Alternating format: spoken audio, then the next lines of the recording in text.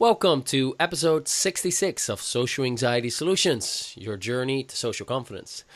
My name is Sebastian van der Schrier, and I'm an ex-social anxiety disorder sufferer. Thanks to energy psychology and the help of some brilliant therapists, I've been able to become anxiety-free. So now I'm calm and relaxed in social situations. Now on this show, I interview experts each week to explore different social anxiety solutions from both Western traditional psychology as well as Eastern energy psychology. So I say each week, but it's not each week. It's more like every month by now. But every episode will put new tools into your toolkit to enhance your social confidence. Today I'm interviewing Gina Swire. Am I saying that right, actually? Yeah. Perfect. Oh, good pronunciation. She's the girlfriend of Eric, who I interviewed last episode.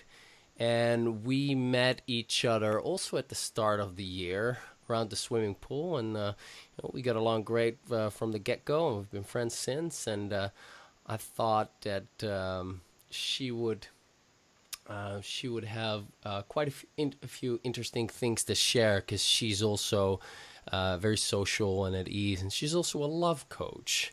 And I think this is going to be really fun. Now, here's a bit about Gina in her own words. At school, Gina wouldn't talk to anybody. She had a huge personality, but nobody knew about it. Then she was scouted as a model, and half came out of her shell. The other half, confident on the outside, but going crazy on the inside. It's only taken 3 laps of the world, bunch of courses, retreats, a year of celibacy, trainings, substantial amount of books and coaches to find inner peace, and now utter magic is happening. All right, so thanks to the show, for coming to the show. Thanks for having me. So I thought to kick it off, since you mentioned that you weren't talking much in school, and since this is for people who suffer from social anxiety, did you experience some social anxiety at some point in your life? Yeah, totally. So I don't think I was aware enough to realize what it was that was going on. I just thought I was weird because I was. It was when I was younger. So in my younger years, so like preschool and nursery school, and kind of going up to about maybe 7, I think. I was just like any normal child, like bubbly and happy and calm and no problems.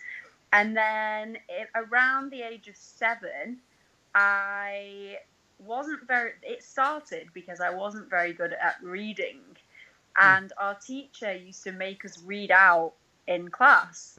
And as soon as it came to me, because I had this belief that I wasn't very good at reading, I would just stop and get freeze. really red, really hot, really uncomfortable, and just hate it. And that kind of that's where it started, I think, but it just sort of progressed. And then by the time I was like but a young teenager, and I was at quite a fancy school, which I never really felt like I belonged to. It wasn't my thing. I didn't feel very aligned with it. And by the time I was there, I was just so shy. Like, I was just completely like getting embarrassed. And, if a teacher it was often around reading. If a teacher would ask me to read, I'd just be like, can't do it. Or I'd try and be like, come on, you can do this, and just stutter and stop and, get really kind of upset on the inside. And, so I would say a lot of that around my peers at school. And then that also transferred into my social life at school. So where I was not being very confident in class, I was also not being very confident, at the school disco or at break time. And I was just, feeling really weird. So I would say that was social anxiety. Yeah, sounds like it. And the whole I don't fit in, I'm weird. That's also something people with social anxiety can very much relate to. Definitely. Did you also, when you said I became really embarrassed, would you blush as well? Yeah, definitely. I would go bright red. Definitely. people react to that differently. Some people, they go red and it's like, all right, well, I'll go red. Don't like it that much, but it is what it is. And for other people, it's like the worst thing ever. And I'm raising my hand here if you're listening to this on audio. Like, that was the biggest humiliation for me. It's like, oh no, they can see that I'm feeling weak, or they think I'm weak. I'm such a loser. I was that for you. Yeah, that was me. I was definitely feeling like a loser. Definitely feeling unintelligent. I think that was the main thing for me. I was trying to be intelligent, but this reading thing was making it very hard for me to seem intelligent, or so I thought. Yeah. And at that time, being at that school where it was full of high achievers, and if you weren't really a high achiever, you were nobody. And that's how I felt. And I think the school lent itself to that mentality. But also my inner world was, making that seem very real. Yeah. So yeah, I definitely didn't feel very intelligent at school and didn't feel like I belonged. But then on the flip side, because I used to be really into horse riding, and so I had a lot of friends at home, at my stables, and with them I was really confident. So, I mean, not 100% confident, but at least like a strong 70% confident. Yeah. So it didn't really affect me with them so much, but I can remember very clearly one day being in a big group of people and something to do with a horse show, someone saying, "Oh, Gina, just read that out to me," and me going, they're even asking me to read something out here. But yeah, it was mostly at school. Yeah, interesting. Yeah, because what actually happens for people listening, just like a quick little lesson in between. So when you then had to read out loud in class to your subconscious, that situation is just like, when you were 7 and you were called out by the teacher, and that was traumatic for you, and the emotions got stuck in that memory. And that memory was placed in procedural memory, which is actually active memory. And then when you're in a similar situation in the future, you relive those feelings from when you're 7-year-old. So a lot of people, when you all of a sudden experience excessive negative emotion that doesn't make sense, you're actually reliving trauma. So, yeah. Anyway, another thing that you mentioned, which I thought was interesting, is... that too. We're gonna cut that out. Another thing you mentioned was interesting. That was interesting is, like you said, with horse riding, which I did a lot. I was very confident. There, the problem didn't show up. Well, pretty much didn't show up. Yeah, because there you're in your element. You've got confidence about this, and that other thing doesn't show up, right? However, when it did show up, where you did have to read out loud in class, then the problems would appear. How I can relate to that is I'm good at soccer, football, and I was confident at soccer because I feel I'm good at this on the pitch. I hope nobody of my former teammates is listening. On the pitch, I was the best. So and that gives you a certain confidence, right? However, if it's after the game has been played and girls came up, the topic of girls, now I would blush, and now I would feel insecure, and there my problems internally started to show up. But just on the pitch or training, that was where I felt really free, because that way, I'm in my element. I'm not talking to anyone. I'm letting my feet do the talking, so to speak. So yeah, cool. All right, so let's shift gears. You were a plus-size model for a long time, right? Yeah. So I wrote down this question, which I thought was pretty good. What was the biggest life lesson you took from that? Oof, biggest life lesson I took from plus-size modeling.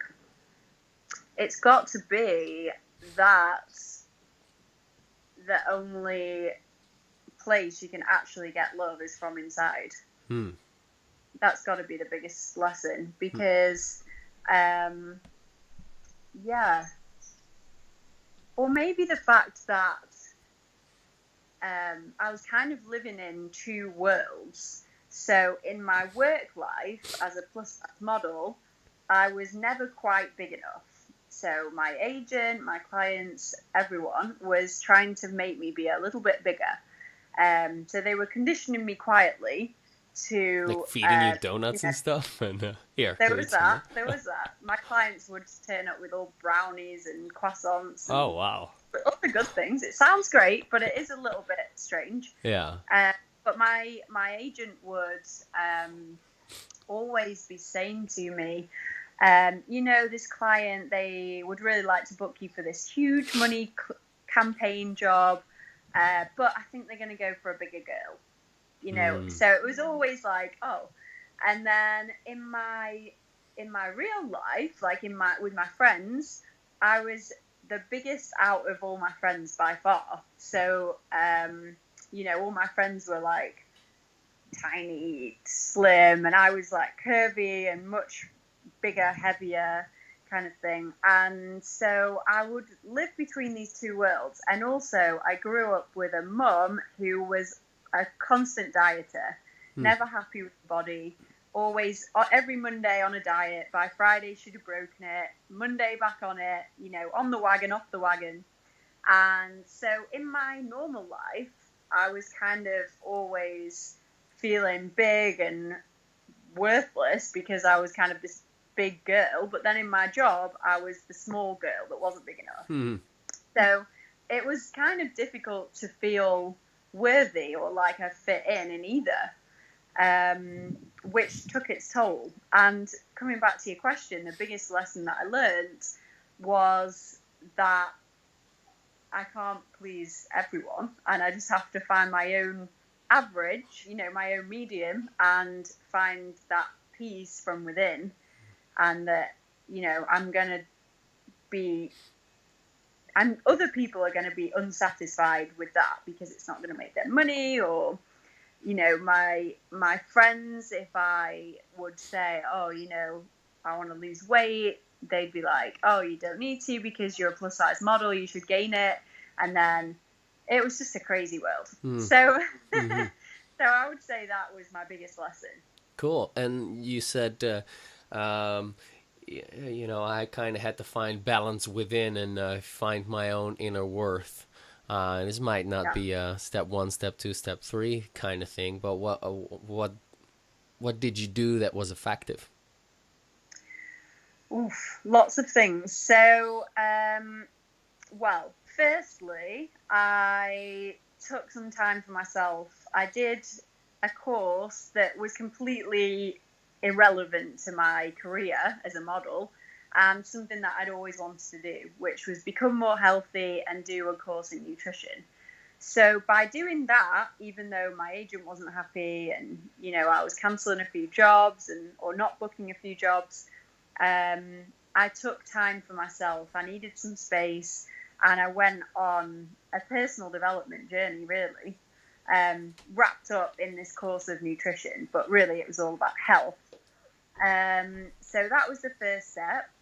And then it was just kind of realigning with who I really am. Like, I'm not just a model. I'm not just someone that does, what my agent tells me. I am my mother's daughter, but I'm not a yo-yo dieter. I've been kind of conditioned into that, and it was kind of stripping back all these layers. And also, I didn't mention before, but I used to be a massive party girl. So I'd always be out, and so I took some time away from that. I had a really huge realization around trying to get love from the outside rather than the inside. So I would go on dates 3, 4, 5 times a week. Wow. I'd be dating all these people, and none of them would make me happy because I needed to find that from within. So I quit all of that, and in my bio I said I took a year of celibacy. And by celibacy, I don't just mean what celibacy means. I mean, I I would completely take myself out of the situation. So I wasn't texting anyone, I wasn't dating anyone, I wasn't kissing anyone, I wasn't having any intimate relations. I was taking time for myself and going inwards. So yeah, they were the main things that happened. And in that time of having the space away from my normal life, I had a series of downloads or realizations, and yeah, so it started to come from there. So in other words, you became aware that one of the reasons why you didn't feel worthy was because you were looking for love in all the wrong places, outside of yourself, and you're like, all right, we're just gonna go on a love diet that comes from the outside for a year, and then from that you got insights, and that really helped you. That's exactly right. Yeah. Cool. So yeah, I couldn't quite put my finger on it while I was still in the pattern, in the cycle. I knew there was something going on, but I presumed it was something to do with my parents, and kind of, which it is. But I realized that I was in a wheel. I was just going round and round. I had this pattern, and when I broke the pattern, that's when I made all the realizations. So yeah, I love diet. I like that. Yeah. And did you come up with that yourself? Did you realize that yourself? Did you read some books and that was like, oh yeah, I'm looking for love on the outside, and let's do this to counter it? Or did you speak to a coach about that? Or how'd you get to that? Actually, a few things. So I think it had been coming up quite a few times. So I remember I met a woman on a train, and she was this wise old woman, and I just got chatting to her. She was sat next to me, and she knew what was going on. She was just a really wise woman, and she just gave me some like home truths, and I was like, wow, she's really cool. And then. So that was the first thing. And then the second thing, I think I'd read a few books that she suggested, and it was kind of pointing in that way, but I still hadn't heard it. I'd been listening, but I hadn't quite heard it.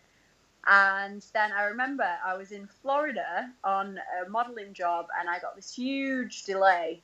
And one of the other girls, she was quite a bit older than me. It was for a catalogue, and it had this like old lady model as well. And so the two of us were stuck in this airport, and we just got talking, as you do. And she, again, was really wise. And she told me that when she was younger, she did this whole celibacy thing. She was kind of religious, I think, but she was like, that's what I needed to do. It was a message from above or whatever. And I was like, oh, maybe I should do that. That sounds like a good idea. Yeah, so I guess that was it. A few things pointed at it, but that was the final. Love how that came about. Also, who doesn't love any ladies on the train stories, right? That's good. Yeah. Well, I spent most of my life on planes and trains, so most of my information came from people I met. Yeah. It's a nice way to meet people anyway, by the way. I travel quite a bit myself. Met some good people on plane rides, and Okay, cool. The other thing I'm curious about is how is it now when you have to read things out loud? Or do you ever find yourself in situations where you do have to read out loud?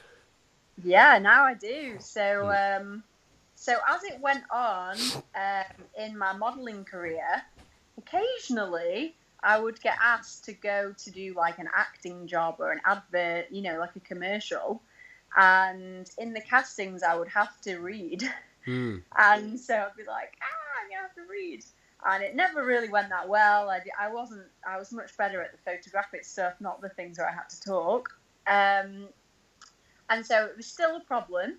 And then I can't remember what happened, but one day, excuse me, I had to read something out, and now I'm really into yoga and meditation and breath work, and I'm much more calm, and I'm much more in control of my thoughts, and I have all these practices that I do every day. And I remember I just sat and I just breathed, and I was like, you've got this. You've got this. Just breathe. Take it really steady. Just read every word and read it from the heart rather than the head, kind of thing. And I just read. I mean, it wasn't like an amazing piece. I can't even remember what it was now. It must have been a workshop or something. And I just read it in a really calm way, and I read it really beautifully, even though I do say so myself. Hope no one at the workshop is listening. And yeah, and after that I was like, yes, I can do this, yes. Right. Done. And I added it to my vision board, and I was like, sort of kind of saying, I'm so glad I got over my personal blocks around reading and lots of things like that. So yeah, I've been visualizing my new self who can do all these things. Yeah.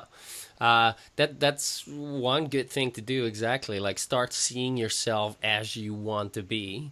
And then I think, I don't know exactly, of course, but yoga is very good to do, but especially also the breath work. I've been going through that. I think I've maybe done it like 10, 12 times now, and I've not talked about that on the podcast yet, but that's also a way to kind of get into trauma and breathe through trauma, and all sorts of other weird stuff starts happening when you start to hyper oxygenate your system, and it's really a really cool transformational process, right? So Yeah. maybe that helped to release that particular trauma as well, right?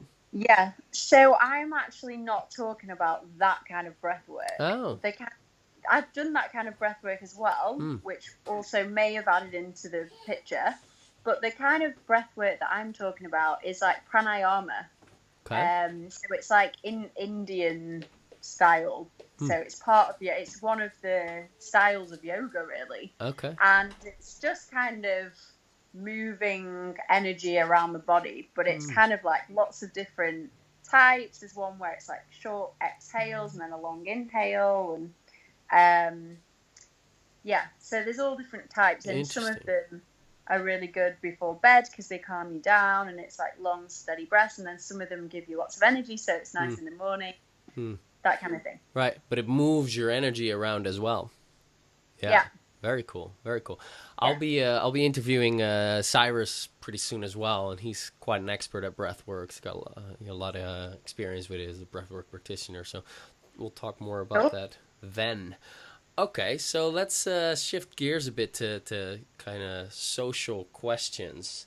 So I want to see what your beliefs are and expectational set is and mindset and so on. So I have some questions that I've asked a couple of people, including Eric, and so let's see. So here they are. Actually, I first want to do this question. I thought that was good as well. What do women not know about models that when they know it, they'll feel better about themselves? That it's really boring. It's a boring job. What do women not know about models? Well, I mean, I think a lot of women know this now, but they're usually completely airbrushed. And in my case, we were made to look bigger, so we'd sell more clothes to bigger women. So even the model doesn't look like the model. I would say. Yeah. And I think quite some people would think, wow, if I was that pretty, then I would feel supremely confident. Absolutely. How is that? Is that true? I actually wrote this yesterday on a blog. I used to be pretty successful, but I never felt pretty or successful. Yeah, so when you are a model, beauty is irrelevant because everyone is there because they're beautiful. And I'm doing the inverted commas sign just in case anyone's not watching. Yeah, so nobody ever mentions beauty, really. And, you get booked for jobs and they'll take one look at your pictures, look you up and down, not say anything to you, and then let your agent know if you get the job. So you don't feel that beautiful or successful then. And then, on the job, there might be 3, 5, 10 models, and they're all these incredible beauties, and if you're not feeling it inside, you can just be like, oh my God, I'm not worthy of being here. So that was me. I actually used to think, and this sounds ridiculous to say this now, but I always used to think when I got booked for a really good modeling job, oh, the prettier girls probably weren't available, and that's why they booked me. That's what I used to think. And obviously that wasn't the truth, but at the time it was the truth for me. Yeah. So, I think you just don't feel that good. Beauty's relevant. It's just... Right. And the other thing is, nobody ever tells you you're beautiful without taking it back afterwards. So, for instance, you can be talking to someone, and in my case, I'd usually be in a bar, and someone could say, oh, what do you do? Yeah, I'm Gina, I'm the model, I live in New York, and they'd be like, oh, well, yeah, you're really beautiful, but you know that because you're a model. So I don't need to tell you that because you're a model. But, like, sometimes you need to be told that you're beautiful, like, and especially models, because they actually don't get told, and even if they do, they don't believe it. So, interesting. Yeah. Okay. All right. So, I said when it comes to expectational sets and beliefs and mindsets regarding socializing, like, what do you think that other people think of you? Good question. What do I think other people think of me? Now, I think people think I'm pretty cool. I know my friend actually just said it to me earlier, that I should join this thing she's doing because I'm magnetic and people would want to join it. So yeah. I think I can answer that for you. Like, I ask you the question and you're like, oh, good question. Like, it's not something that's in the forefront of your mind, right? So you're just doing and being who it is that you are, and that is not a second thought, which actually leads to, being magnetic and being yourself and people wanting to hang out with you because, it's just an unfiltered, raw you-ness, right? Which is a nice vibe to be around. Yeah. Cool. Oh, so this is actually quite interesting and kind of links with what you just said. So the other night I was at a gathering and I was with a group of people and all super interesting. Half of the people I knew and half of the people I'd never met before. And we decided that we'd play hot seat. So it's kind of like truth or dare, but without the dare. It's just truth, where they ask you questions. It's on a timer and they can ask you anything and you just respond. And one of the questions that somebody asked me who I didn't know was, what don't you like about yourself? And I blushed. And, well, at first I was like, what don't I like about myself? And then I started to get really weird because I was like, oh God, I should have things that I don't like about myself, which is obviously old mindset. And also when I said, 5 years ago, I could have given you a whole list. Now I'm finding it really difficult. So nothing. And the girl who asked the question was like, nothing? There's nothing you don't like about yourself? Oh, right. And I was like, oh. Should I dislike myself? Yeah, it was really interesting. It was interesting to observe myself kind of think, oh, I should have something I dislike. Right. But then coming back to, no. Yeah. It's self-acceptance, really. And that starts with liking yourself and, all parts of yourself, including the parts that aren't perfect. Yeah. Exactly. Wicked. Yeah. All right. So, how do you expect people will react to you when you meet them for the first time? And how do you expect that the, interaction will go? I always think people are going to like me. Because I like everyone. Usually when I meet people, there's a lot of things that I like about them. And even if there's something that's a bit off, I can usually bring it back to that I really like them. And when I really like them, they tend to really like me. So usually when I meet people, I make a new friend. Hmm. Yeah. Yeah. It's so simple, isn't it? Yeah. Very good breakdown. Okay, so let me see. That's not relevant. Um, what does it mean to you if someone disapproves of you?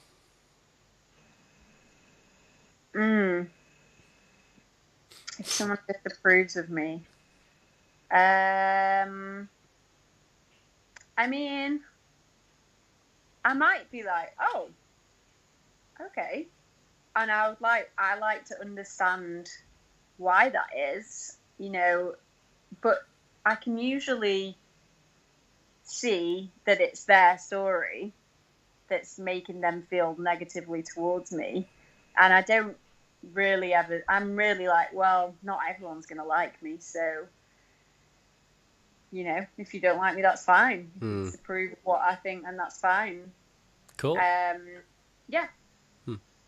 Um, what about how do you feel about looking foolish or making a dumbass out of yourself? Quite like it. Yeah, I'm quite good at that. Hmm. Yeah, I think it's just part of being a human, and yeah, we all do it, and it's fun, and yeah, when we do say or do something really stupid, it makes us more human, and people like that, especially when you know, someone that's likable and successful, or beautiful, or all these things, and then you go and make a fool of yourself, and it's and you laugh it off, and it's relatable, and Yeah. people are like, oh, she's human. Yeah, exactly. It makes you more relatable. That's exactly the word. And it's like, oh, they're not playing the whole I'm perfect. Everything I do is correct. Yeah. Yeah, Yeah. a few years ago, different story. Mm-hmm. Sure. Definitely. Yeah. Kind of reminds me of being in the Philippines. I lived in the Philippines for a whole bunch of years. Here's my lovely daughters from the Philippines. And in the Philippines, as opposed to most Western countries, like I'm in the Netherlands now, that's, sitting here in the hallway of my mom's house. Um, as opposed to here in the Netherlands, people take themselves a lot more seriously. When you're here in the train, you can hear a pin drop. Like people are not laughing all over the place, and it's just, like it's very cliquey. When in the Philippines, when someone like if someone trips here, and they trip and they fall or something, they pretend that it didn't happen and they walk off a bit awkwardly and embarrassed and that kind of stuff. That happens in the Philippines. That person will laugh his ass off that he tripped. Everyone else will laugh at him and with him at the same time, and everyone just has a jolly good time because these people Yeah. don't take themselves seriously at all. And as a result, it's so much more of an open culture, much more easygoing, and much easier to connect with people, and Filipinos themselves, like it's one of these cultures that you easily connect with the locals just because they have that kind of attitude. So great. Yeah. Yeah, leading into the And next. Go ahead. oh yeah, so one tip that someone gave me a while back, which I often think about, because I have a business, and I'm not like, I've been a model. I've not had like a business before, really. So business is like a newer thing to me. But somebody said to me, it's actually really good to ask really intelligent people really dumb questions. Hmm. And it is like, just get all your dumb questions out first, completely like, they've got no expectations of you, and then you come in with the more like normal questions or the more intelligent questions, and they're like, oh, Interesting. yeah. Yeah. I um, kind of like it. yeah. I asked this question to Eric as well. I asked several of these questions to Eric as well. And yeah, I wonder what your take on it. So, how do you deal with awkwardness? How do I deal with awkwardness? I'm quite giggly. I like to giggle. Mm-hmm. And breathe. Giggle and breathe. That's what I would say. If something's making you feel really awkward, I also like to address it. So I think once, I'm trying to think of an example. Yeah. So we've just been to view a house, and this woman was kind of showing us around, and she was kind of being a little bit weird, and it was kind of going on quite a while, and it was getting a bit like, okay. So sometimes it's good to be like, oh, this is a bit awkward, like, I feel a bit awkward, Yeah. because it's okay to feel awkward, and to acknowledge the awkwardness. Sorry, something just pinged. To acknowledge the awkwardness sometimes just disperses it. Mm-hmm, exactly. So have a Calling out the giggle. elephant. Yeah, have a Yeah. giggle. Okay. Because Yeah. they're probably feeling it as well. And then once you say something, they're like, Good. Good. Okay. Let's shift gears to friendships and social life. So we arrived in Bali just, roughly at the same time. I think I was there a month prior to you guys or something. So you had to start a social life from scratch as well. First of, how did you, when you came to Bali, how did you start creating a new social life? To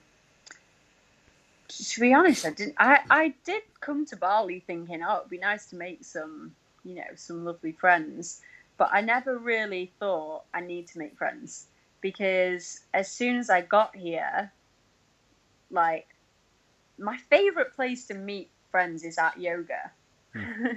Because generally all yogis, and I know that's massively generalizing, but as a whole, yogis have the same mentality, as in they're trying to do they're trying to be their best self, they're trying to learn something, they're doing something healthy and wholesome, and that's their values. So I always pretty much know that I'm going to meet people at yoga. And so I just started going to yoga and met loads of people. And and I always say yes as well. So if someone asks me and says, oh, do you have time for a juice after? Even if I'm pushed for time, I'll be like, yes. Or yes, but I can't do it now, but I'd love to tomorrow. Or, because you never know who you're going to meet. Yeah. But one thing I will say is that I realised this a few months in. So I had all these new friends, but in England, when I grew up, I had a best friend since birth. Like, we grew up on the same road, our houses backed onto each other. We've always been best friends. And we kind of drifted apart, and I moved countries. And so I didn't have like a best friend other than Eric, my partner, but it's different to having like a girlfriend. And so when I became aware of that, I added it to my vision board. And so I started putting, like, weekend at the beach with my girlfriend, or, practicing yoga together, or going on trips, just for a bit of variation. And very, very, very soon after that, I manifested, or whatever you want to call it, a best friend here. So and I knew her all along, and I'd been hanging out with her a bit, but it just kind of happened because I had that intention. So That's great. Yeah. And I like your just say yes to everything approach. I've done that in the past. When I first left the Netherlands, I don't know, 10, 12 years ago, I actually first went to Bali, and I was there for 8 weeks. And, I still had quite a bit of social anxiety, and but I would meet people here and there, but they were mostly Australians, guys that were just traveling. So, I would get through all this hassle at the time to make some friends, and 3 days later they were gone.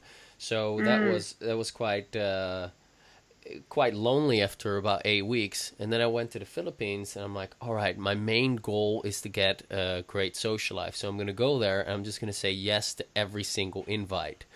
And, I come there, and I'm invited to go to this, like the Filipino version of the Amazing Race, and we go to that weekend. There I meet people. Oh, you should you should come have a beer with us there. You'll meet some more people. Oh, you're invited for this birthday party on the island. Go there.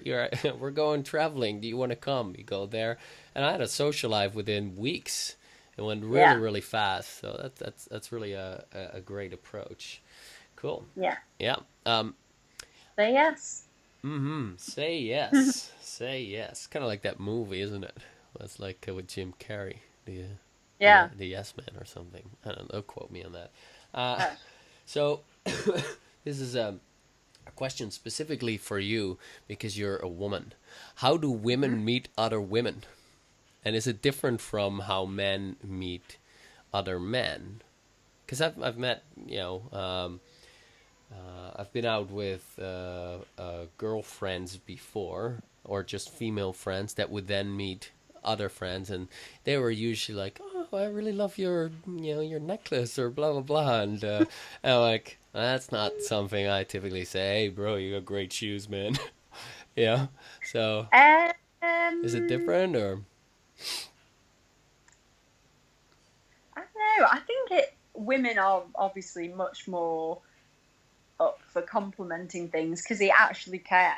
Hmm. Like they actually care what they look like generally, and they actually care what other women look like, and you know they actually do like that bag or those shoes or that haircut or Yeah. whatever. So yeah, I think that's just a little opener, but yeah, I think especially here in Ubud because a lot of people here are very open, but it's not unheard of for someone to say to you, something very, very, very complimentary. Like, I was just listening to what you said, and I really relate to it, and I really felt your energy, and you Yeah. feel you're It's a bit such a of an odd warm place. Yeah. person. Yeah, and yeah, sometimes people give Um, I don't know what was the question again. So, is it different for women to make friends and men to make Yeah. friends? Yeah. Or how when you meet women, do is that different from how you meet men? I Friendships. Yeah. So I think with women, like if you meet a bunch of women, there might be a couple that you're interested in connecting with further, something they said, or you just you like the look of them, or whatever it is. And yeah, so you can. I just if I feel like doing something, I'll be like, oh, hey, do you want to do this, or do you want to catch a yoga class, or do you want to I don't know, going, oh, so my new friend, I was like, look, she said, oh, should we hang out? And I said, yeah. Should we go get a pedicure together? Hmm. So we sat and had a pedicure and we chatted. And then after that, she was like, oh, I really like hanging out with you. It's always really real and I'd love to hang out more. And I was like, great, because I was feeling the same. I'd love to hang out more. And yeah, but I think with a guy, I think, yeah, it's more kind of as and when. So, if I'm just hanging out with some people and then I'm going for lunch and then there's someone there and I'm like, hey, do you want to go for lunch? But I wouldn't, I guess, necessarily be like, oh, I really enjoyed hanging out with you. You want to meet up with me at 10 kind of thing. So, yeah, Yeah. that would be Implies few other things. exactly. Yeah. Yeah. Okay. But, yeah, Hmm. there's a lot of, like, I really like hanging out with men. Like, I grew up with an older brother and a lot of male friends, and so yeah, I like hanging out with men because I feel like it's very real with men. Hmm. You get straight to the point. You can ask them something and they'll tell you, Hmm. which I like. Hmm. Simple. Okay, and I maybe you've already answered this, but maybe you didn't fully say all that there is to be said about answering this question. So the question is, how do friendships get formed? How do you experience it happening for you? Hmm. How do friendships get formed? Well, I think, like I said about um, sort of being open and saying, oh, I really enjoyed hanging out with you, or I really enjoyed what you were telling me, or I really value your advice or your wisdom or whatever it is that you genuinely like about them from the heart, and kind of see what you get back. And there's nothing wrong with being quite forward and saying, I'd love to hang out with you again. Um, yeah, and sometimes it works and sometimes it doesn't. You know, sometimes it just kind of peters off, and that's fine. Not being too attached to the outcome, just kind of going with the flow with an open heart and seeing what's made of it, really. But yeah, what actually makes friendships formed, I think, is alignment. You know, so if your values are aligned with them and your interests or your lifestyle or your beliefs is aligned with them, then it just kind of naturally happens. But I do think you have to put in a little bit of time, like you would with with a boyfriend and girlfriend or a partner of that level. You want to make them feel seen and wanted and all those things as well. And it's nice to see that back, because if someone's just like meets up with you once and you never really speak to them again in weeks, you're not really going to be like, want to hang out. Yeah. It does, if it's one-sided all the time, eventually Exactly. you'll stop inviting that person. You're like, okay, he or she is not really that interested. Otherwise, it'd be coming from that direction as well. Yeah. And also, I'm really into like the more the merrier. So if I'm doing something, I'll be like, oh, want to come? Want to come? Text different people, and if they don't, that's fine. If they do, that's great. Or if like I text someone and they're like, oh, I've already got plans to see so and so, and I'm like, bring them along. You never know who you're gonna meet and make friends with, and openness, really. Yeah. And if someone is uncomfortable and anxious meeting new people, is there like a tip or something that you have that would make it easier for them? The first thing that came to my mind then, which is not my tip, is that tip when you're giving a speech and you're nervous and you think of everyone naked. That'd be Think of them something. naked. You're walking around everywhere. It's like, Them naked. Is there a tip for people that are more nervous? I think, it's okay to be anxious and nervous. So be like, yeah, maybe it's just a case of saying, oh, I'd love to meet more people, but I'm a bit more quiet or a bit more introvert. And so bear with me, I'll kind of,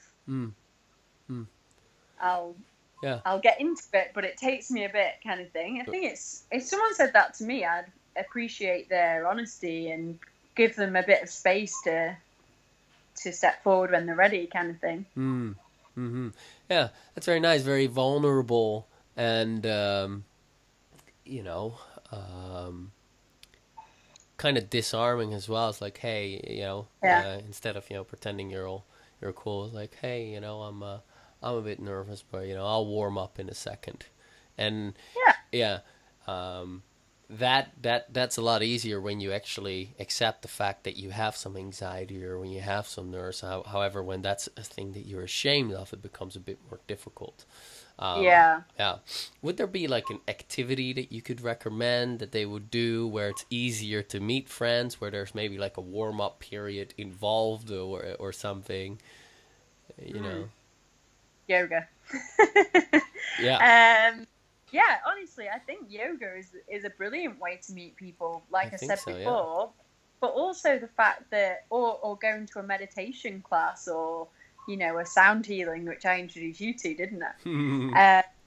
But going to something, I mean, those kind of things are naturally relaxing and joining energy, and, it's putting you in a nice space to meet people who are also on that vibration, on that sort of frequency. Yeah. So, and also yogis are very accepting, that's what they're working towards, being accepting and being calm and being loving. And so I would say that would be a lovely space for people to meet people.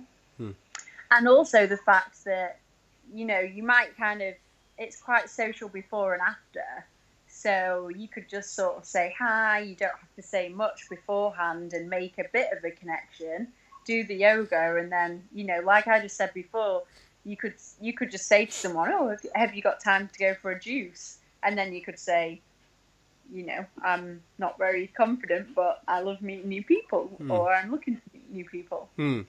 And most people will then be nice, right? I would say Yeah. no, like, fuck off. I don't want anything to do with you. That's not going to happen in a yoga class, is it? No, no, No, no. not that I'm aware of Right, anyway. right. And, if you come there nervous and then you do an hour and a half of yoga, those Yeah, nerves are going to be shifted around quite a bit, you know? exactly. And Yeah. because the nature of yoga meditation, which is all about connecting to the bigger picture, there's something greater than ourselves. That in itself, I would think, would be pretty relaxing, because it's not just about our little bubble, it's Yeah. about everything. Right. So, yeah, Right. I think it would be multi-level good for people with social anxiety. Brilliant. Brilliant. Okay, so final question. I asked this to Eric as well. And I asked the question because, I think you guys are a really awesome couple. I really enjoy spending time with you guys. And you guys are, like, clearly in love. And it's not something that happened 3 months ago. You guys have been together already for 2 years. So how you guys came together is a pretty cool story. So we heard Eric's side of the story last time. So what's your side of the story? How did you guys meet? Okay, so a little bit of background info, which links to what we said before. I'd had my sort of year of celibacy, seeing no one, kind of going inwards, learning about myself. Then I went to India to do a yoga course and learned even more and went even deeper, and got to this place where I remember specifically sat on a beach looking out on my own and just thinking, wow, I feel really, for the first time in so long, I feel really whole and happy and calm, and everything that I'd been working towards, I'd unraveled my patterns and I felt really good. And so I did my yoga course. It was a month, and then I was supposed to be going off traveling, and something was like, don't go, do not go, stay. So I listened to that. I felt sick, actually. I remember I was like, oh, I feel sick at the thought of traveling, and usually I love traveling.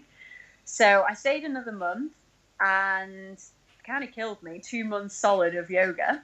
So by the time the end of that month came, I was really ready to get out and see some of India. So off I went traveling with a girl I'd met there at the yoga course.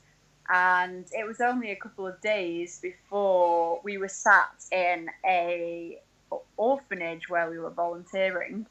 And in India, it's all very calm, and everyone's wearing very earth tone colours, and everything's very zen. And out of nowhere, in kind of not even through the door of the place we were in, like kind of through the window, comes these two loud, wearing bright red, kind of loud Americans, and that was Eric. And I looked at him, and I looked away, and I carried on my conversation, and came and sat next to me, and I saw his hands first of all, and I was like, I know those hands, like kind of like as if it's the hands of a best friend I've not seen for 10 years.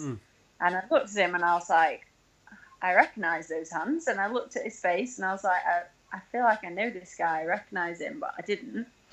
And yeah, so from there, it was very much like, oh, right. So we arranged to meet up, and it just flourished from there. And I think part of me was, I knew from the start we were going to be together for a long time. And part of me was kind of like, no, it's not going to be a thing. It's not going to be a thing. But I knew it was going to be a thing, and I just followed that. So Nice. So yeah, that's how we met. Nice. That's a cool story. He said actually that he started talking loud, and you were the one that started the conversation.